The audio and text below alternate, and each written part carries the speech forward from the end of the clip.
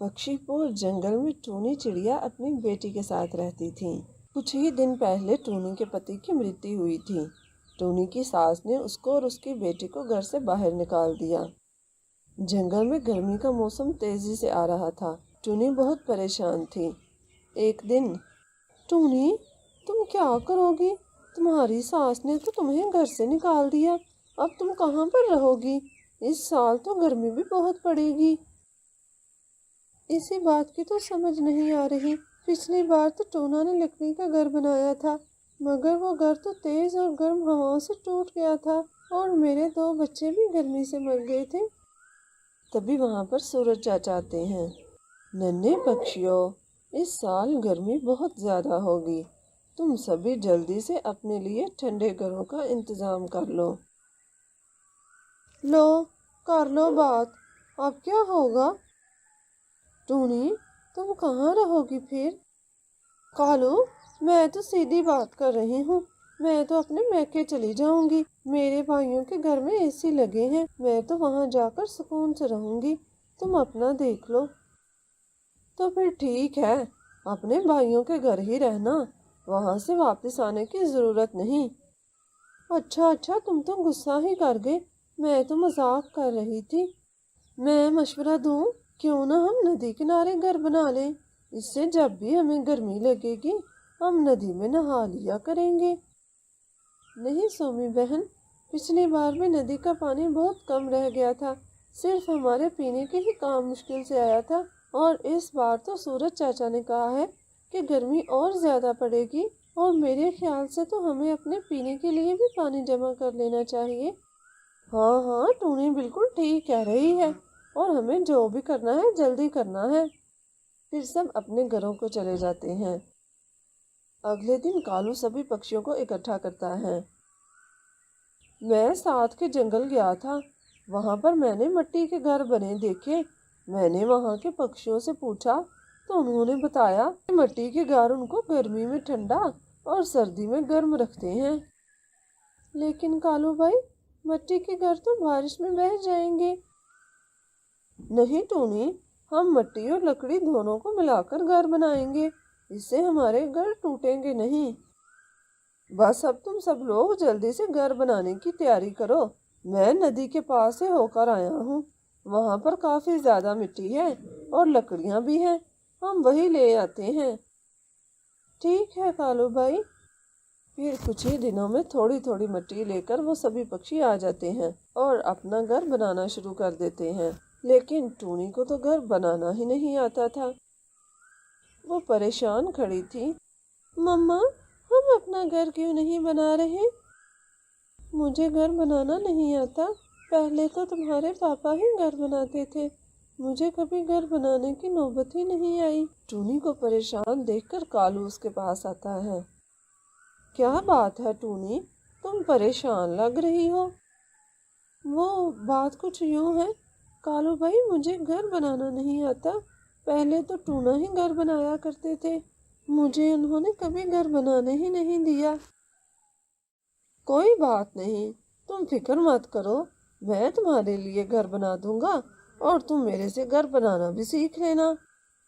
फिर कालू ऐसा ही करता है। वो टूनी के लिए एक खूबसूरत सा मिट्टी का घर बनाता है। दूसरे पक्षी भी अपने अपने मिट्टी के घर बना लेते हैं। गर्मियों का मौसम भी आ चुका था। सख्त गर्मी का मौसम भी आ चुका था। उन सब ने अपने लिए मिट्टी के मटकों में पानी भी जमा कर लिया था। मम्मा, हमारा घर कितना ठंडा है। हाँ मेरी बेटी, मिट्टी के घर ठंडे ही होते हैं। और देखो, हमने मिट्टी के बर्तनों में जो पानी रखा है वो भी तो ठंडा है। जैसे ही सूरज थोड़ा ढलता, सभी पक्षी इकट्ठे होकर अपने लिए आहार ढूंढने जाते थे। इस तरह वो सभी मिलजुल कर हंसी खुशी रहने लगते हैं। नीलो चिड़िया और टिंकू चिड़ा बहुत हंसी खुशी जिंदगी गुजार रहे थे। उनकी इस जिंदगी में किसी चीज की कोई कमी नहीं थी सिवाय औलाद के। नीलो अक्सर इस बात से बहुत दुखी हो जाया करती थी। नीलो, फिर से क्या सोचने लगी? क्या बात है? किसी ने कुछ कहा है तुमसे?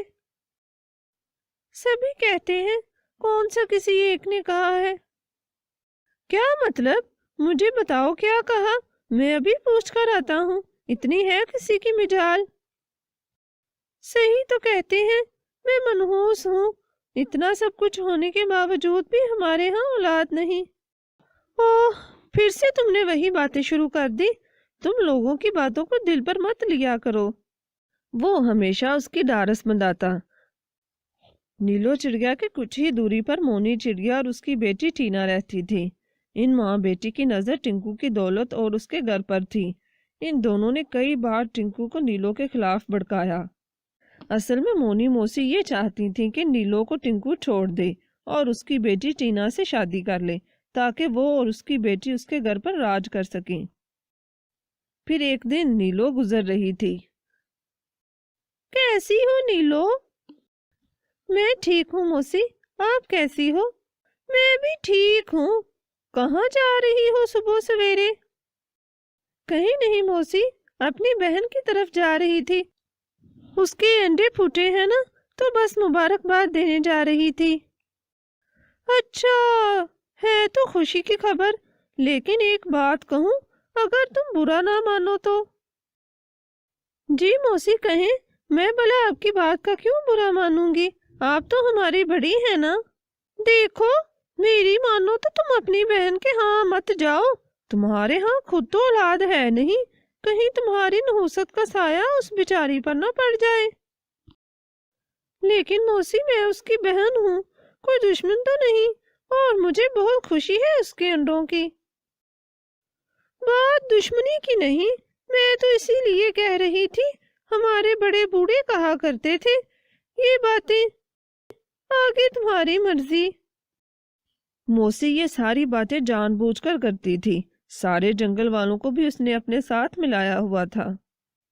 नीलो उन सब की बातों से अक्सर बहुत दुखी हो जाया करती थी, लेकिन फिर इस ख्याल से कि टिंकू हमेशा उसके साथ है, वो शांत हो जाती थी। एक दिन नीलो घर पर नहीं थी। मौसी टिंकू के पास आती है। आओ आओ मौसी, कैसी हो?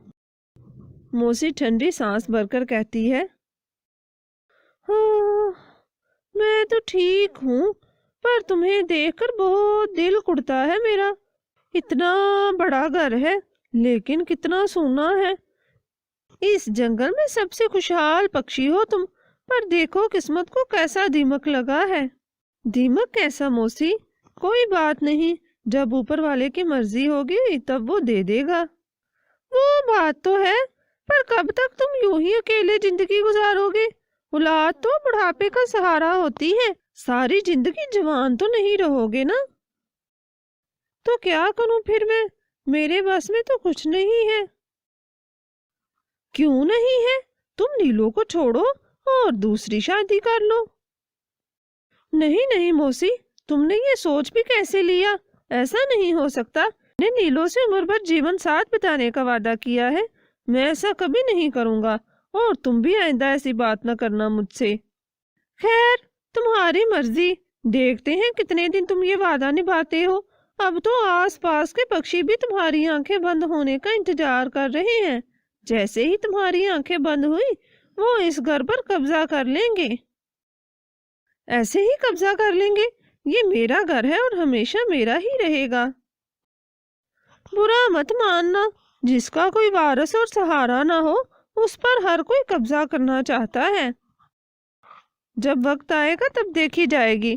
तुम जाओ अब यहाँ से।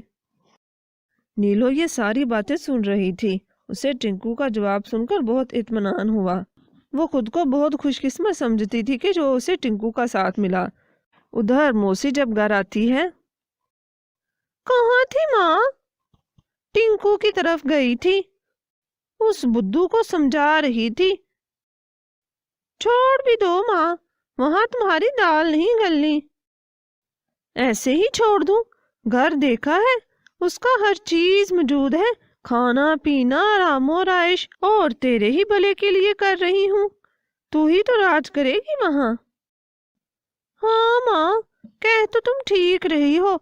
यहाँ तो सारा दिन दाना तलाश कर करके कमर टूट जाती है, और देखो उस नीलो को कैसे आराम करती है, और सारा दिन जंगल में सैर सपाटे करती रहती है।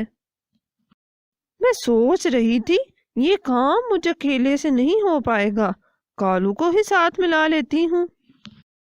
लालची है, थोड़े अनाज का लालच दूंगी तो साथ मिल जाएगा। टिंकू से उसकी काफी बनती है, थोड़े कान वो भर देगा और हमारा काम आसान हो जाएगा। ठीक है माँ, फिर जल्दी करो ना। अच्छा, मैं फिर अब जाती हूँ कालू की तरफ। मौसी कालू के पास जाती है और उससे सारा प्लान समझाती है।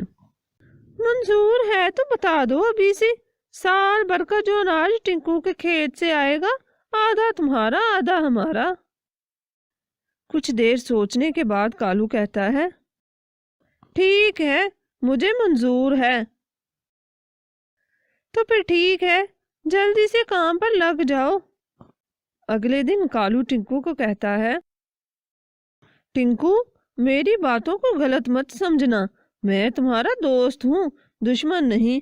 तुम्हारे भले के लिए ही कुछ कहूँगा। कहो कालू, मैं जानता हूँ तुम मेरे बहुत अच्छे दोस्त हो, क्या कहना चाहते हो? टिंकू, तुम दूसरी शादी कर लो। कालू, तुम भी दूसरों की तरह। मुझे ऊपर वाले पर पूरा यकीन है, अगर मेरी किस्मत में औलाद हुई तो वो नीलो से ही हो जाएगी, और मेरे इस फैसले से उस पर क्या बीतेगी जानते हो ना तुम? वो तो जानता हूँ, लेकिन तुम कौन सा नीलो भाभी को छोड़ दोगे?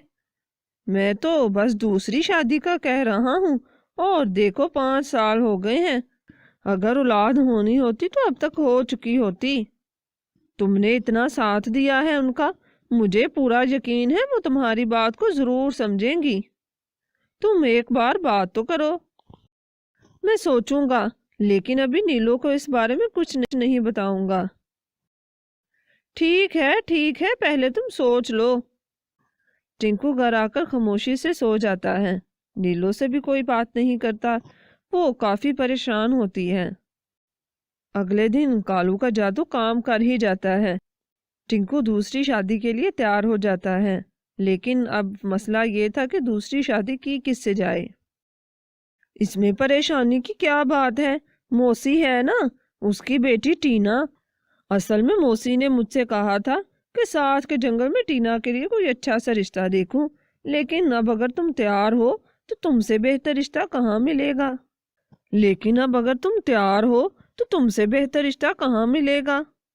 ठीक है, तो मौसी से बात कर लो, मगर एक शर्त है मेरी। क्या शर्त? यही कि मैं नीलो को कभी नहीं छोड़ूंगा और ना ही उसके रुतबे में कोई कमी बर्दाश्त करूंगा। अगर उनको मंजूर है तो बता देना मुझे।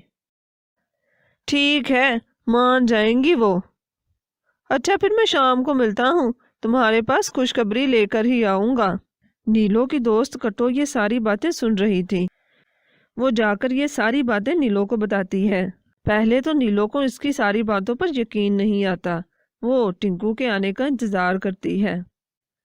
जब वो घर आता है तो वो उससे पूछती है, हाँ नीलो, ये बात ठीक है, देखो तुम मेरी मजबूरी को समझो और मुझे गलत मत समझना। नीलो बिल्कुल खामोश हो जाती है। उसे इस बात का बहुत दुख था, लेकिन वो खामोश रहने के सिवा कर भी क्या सकती थी। इधर कालू भी मौसी के पास जाकर सारी बात बताता है। माँ, मैं बता रही हूँ, मैं उस नीलो मनहूस को हरगिज बर्दाश्त नहीं करूंगी।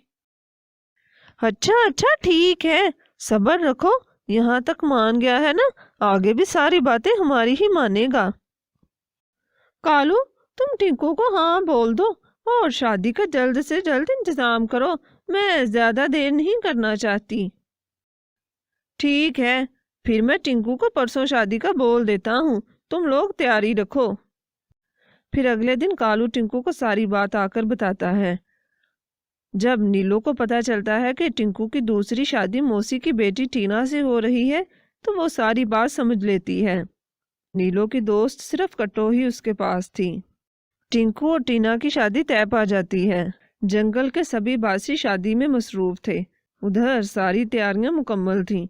बस 7 फेरे लगने ही वाले थे कि कटो वहां पर आ जाती है। टिंकू भाई, जल्दी घर चलें। کیوں کٹو بہن، کیا بات ہے؟ نیلو تو ٹھیک ہے نا؟ ہاں ہاں ٹھیک ہے، آپ کے لیے خوشخبری ہے، نیلو نے ایک انڈا دیا ہے۔ کیا تم سچ کہہ رہی ہو؟ میں ابھی جاتا ہوں۔ ٹنکو شادی وہیں چھوڑ کر نیلو کے پاس چلا جاتا ہے۔ موسی اور اس کی بیٹی تو اس کا راہ تکتی رہ جاتی ہیں۔ اس کٹو منحوس کو بھی ابھی آنا تھا۔ موسی، میرے حصے کا کیا بنے گا؟ کون سا حصہ؟ جب شادی ہی نہیں ہوئی تو حصہ کیسا؟ ٹنکو نیلو سے جا کر معافی مانگ لیتا ہے، وہ بھی اسے معاف کر دیتی ہے، کیونکہ وہ جانتی تھی کہ ٹنکو موسی کے جال میں آ گیا تھا۔ اس کہانی سے ہمیں یہ سیکھ ملتی ہے کہ کبھی بھی دوسروں کی باتوں پر وشواس کر کے ہمیں اپنا گھر خراب نہیں کرنا چاہیے۔ ہر حال میں اوپر والے پر ہی بھروسہ رکھنا چاہیے، کیونکہ اس کے گھر میں دیر ہے اندھیر نہیں۔